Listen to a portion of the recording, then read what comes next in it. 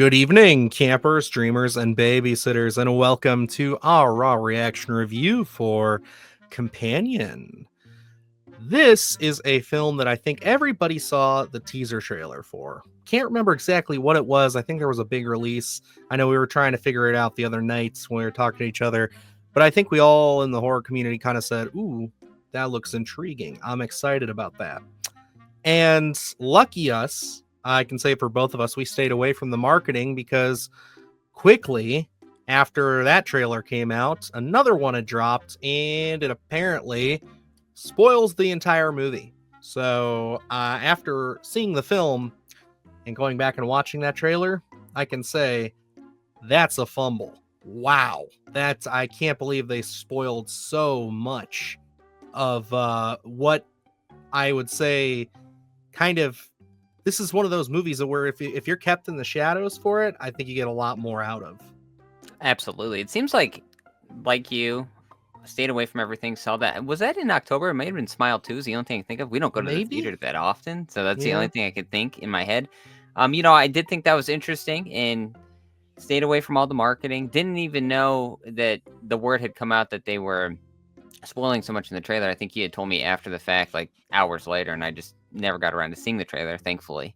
And going back and looking at all that marketing material, man, they spoil so many different things in this. It's just not one thing. They continuously, I have ads now playing when you're on Facebook, stuff like that. And it's like, they're spoiling very important pieces of this film that getting into it, I rather enjoyed. And there are these kind of big exclamation points in terms of twists and turns in this film. And I think there's still probably a lot out there. I haven't covered all the marketing material, so there still might be some gas left in the tank. They're just really spoiling a lot of those epic turns that, really get you in that groove of really enjoying this film. Yeah, and I guess by that opening of that conversation, I guess you guys can take it that I think we both actually really enjoyed this movie quite a bit. This was certainly I don't necessarily want to say a surprise because, again, I was intrigued. I thought that teaser trailer was perfect. It didn't give us too much of anything. It was just really weird and really kind of like setting the tone for something a little different. And then actually sitting down and watching this, I was really, really impressed with, I guess, how they chose to unravel this story. Because you think it's going one way. And honestly, without knowing anything, if you were saved from the marketing and you don't know what's coming, this is a very interesting watch because it's just kind of leading up. People are acting strange, but you don't know why. There's little comments, little hints of things that are being said, and it's so beautiful upon reflection to just see all the little crumbs being dropped. It's certainly one of those very similar to a Barbarian, where it's just these little tiny pieces all kind of leading up, and then once everything topples over, it's like, oh, I'm so into this. This is so cool, so exciting, so different. Yes, absolutely. And I'll say, as I was watching the film, I did figure it out.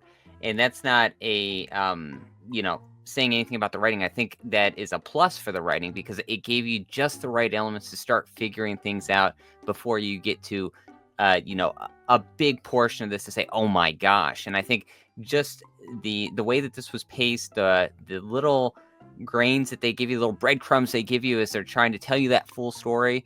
And I think that really goes back to performance. Sophie Thatcher's performance in this, whoa, like she covers so much different range in this and so many different emotions that you get right on board immediately in this world. And you're not 100% sure what's going on, but those dialogues, the dialogue gives you a little bit of those hints that are like, something odd is going on here. And I think your brain starts connecting those pieces.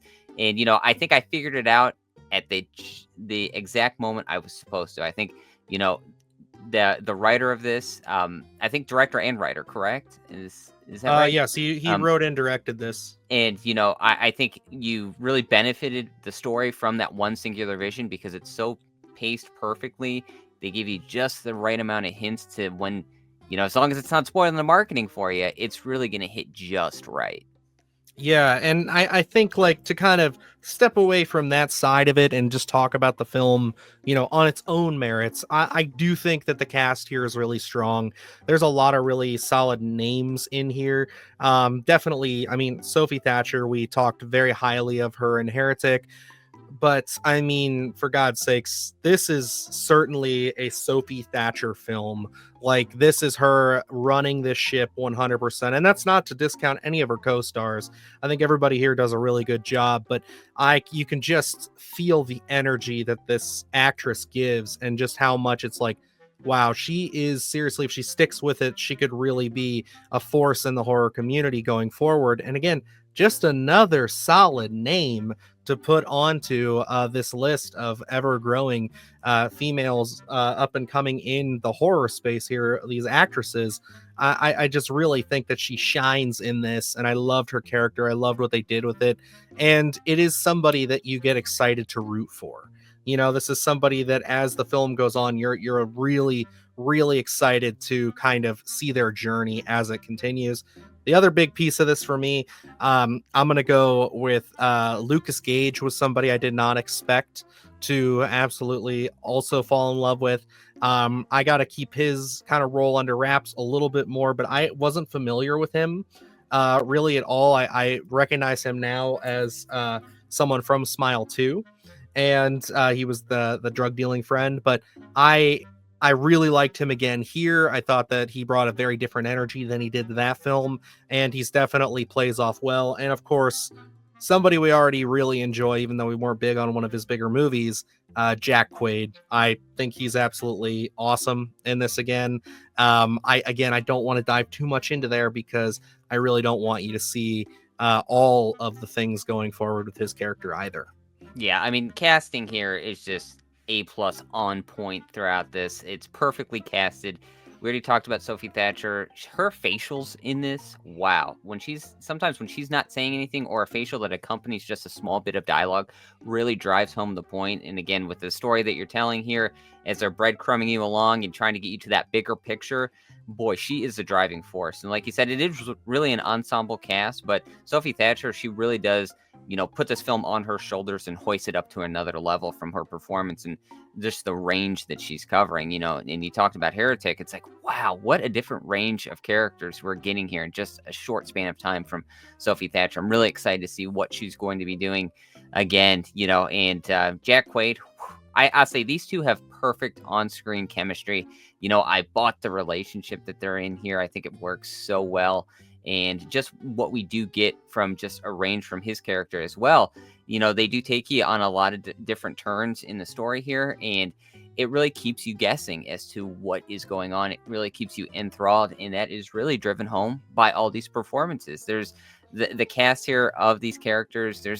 Sometimes you get that kind of throwaway character that you just absolutely loathe. I don't think that exists for me in here. There are some characters some bits of comedy that don't necessarily hit.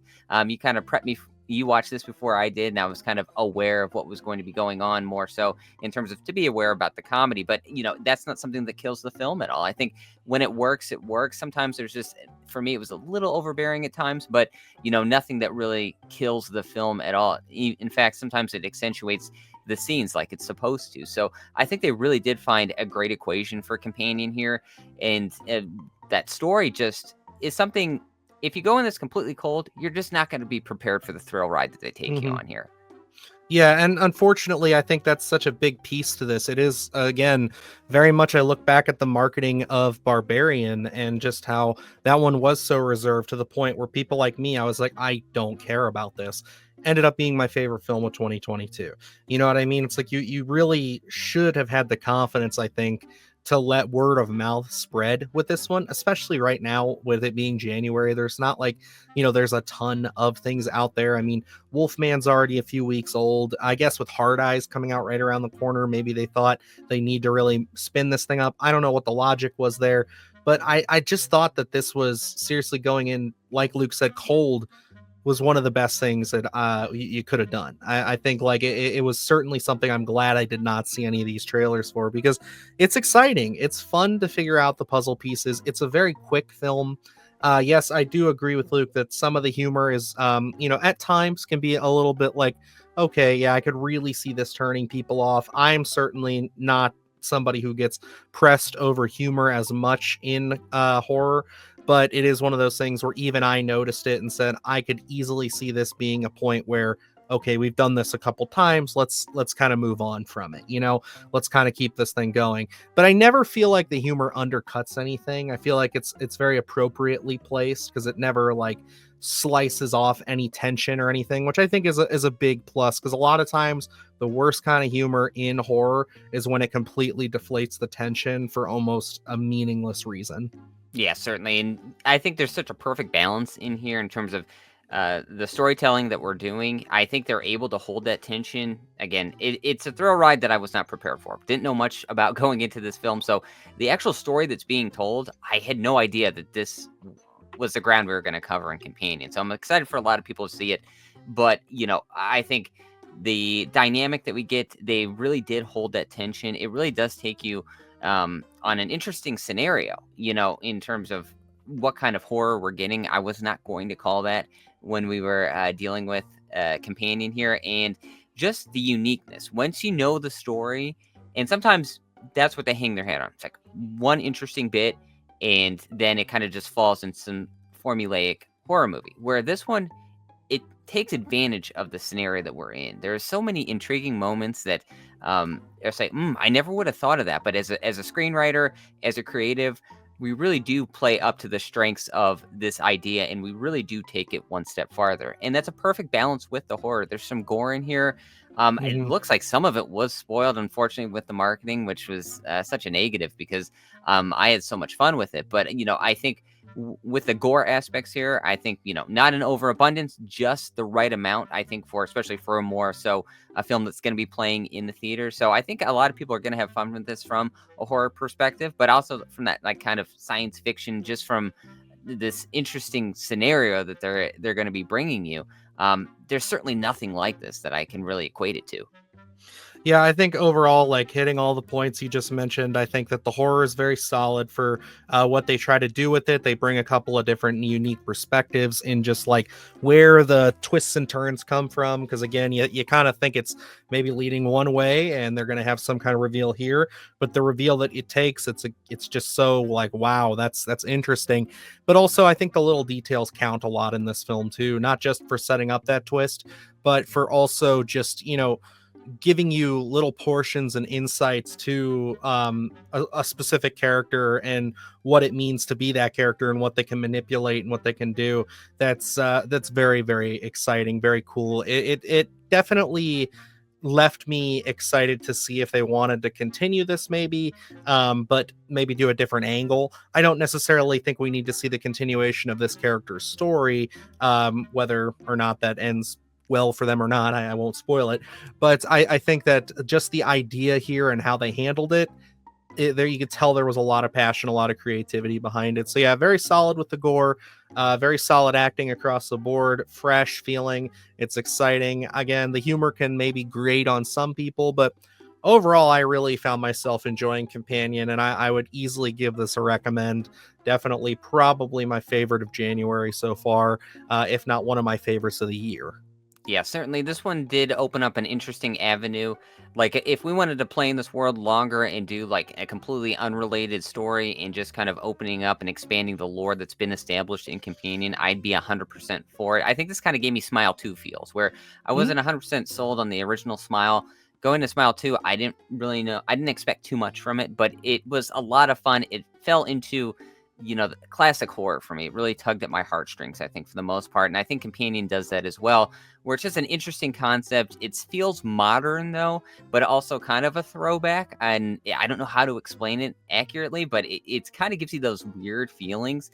And I think rewatchability, this one, I am excited to watch again. I'm certainly going to own this one when it does come out on Blu-ray, Mhm. because I think this one has some unlimited rewatchability. Even when you know the whole story, I think it's going to be even more fun just to go back and dig into it. This one's an easy recommend for me. I think this one, in terms of January release, is really strong. I'm glad we're starting off the month here. I know we enjoyed Wolfman. Not a lot of people did, but I think 2 wins for us. And Companion, really strong film, really strong film. So I'm excited. This is kind of like Megan, now that I think back on it, like really kind of a surprise, interesting, uh, really strong January release to really get us started in 2025 here. Absolutely. Yeah, it's a good way to put it. It's one of the stronger January releases that we've had. And I hope that many of you will go out and give this one a chance. I really want to see this thing at least have some good word of mouth. I'd love to see this, even if it has a moderate opening weekend. I'd love to see this by Valentine's Day. I know with Hard Eyes coming out, it'll have some competition, but I think that it would be really nice to see this stay in like the top 5 of the box office, just as the weeks go on. Again, having kind of that Barbarian effect where it's just word of mouth really carries it. Because again, I thought it was unique. It's fresh. It's exciting, guys. This is definitely something that we got to support when it's there. Again, I know this may not be everybody's cup of tea, but it's certainly landed with us. And I think that this is going to be something we'll look back on very fondly as we get into the end of 2025. But the festivities are just starting, folks. We're only a month into this puppy, so we'll have to see what else lies on the horizon. But until then, got a lot of great stuff up on the channel, so we hope you'll check out those videos. Lots of fun lists coming out and are already out, as well as a couple of reviews. When this goes up, we've already got a review up for Mouse of Horrors. That's a very stereotypical to January. Really? Okay, that's what you want to leave them with? Exciting Okay. stuff. That's going to be there for you to watch. So definitely check it out. You want to get a completely different vibe from this video. So there you go. But other than that, that's going to wrap it up here. So until next time, guys, I'm Dylan Newell. And I'm Luke Janesco. And remember, stay scared. Do the horse shit, gonna do it live. Cause Splattercast kick it every day they live. Splattercast, gonna smash your ass. Splattercast, gonna smash your ass. Splattercast, gonna smash your ass. Splattercast, gonna smash your ass. Splattercast, gonna smash your ass. Splattercast, gonna smash your ass. Splattercast, gonna smash your ass.